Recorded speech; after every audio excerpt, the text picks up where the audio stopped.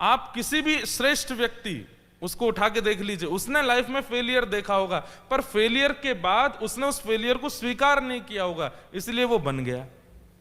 लेकिन जो व्यक्ति फेलियर आने पर स्वीकार कर लेता, अरे मैं तो फेल हो गया, अब तो कुछ नहीं हो सकता, वो वहीं रुक जाता है, वहीं स्तब्ध हो जाता है।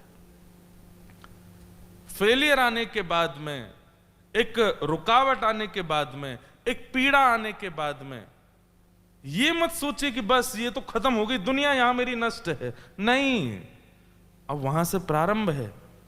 पृथ्वी का भी सबसे पहला निर्माण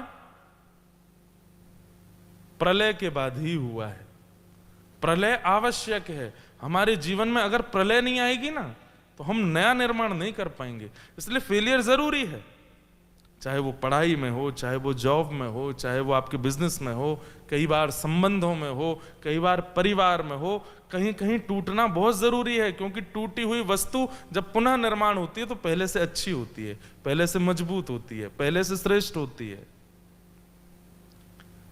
कोई सोचे मैं कभी फेल नहीं होना चाहिए, मैं कभी, एक बात बोलूं, ऐसे व्यक्ति अगर 50, 55, 60 वर्ष का कोई व्यक्ति है और वो कभी फेल ही नहीं हुआ, इतनी नेगेटिविटी होगी उसमें कि आप उसके पास बैठ नहीं पाओगे।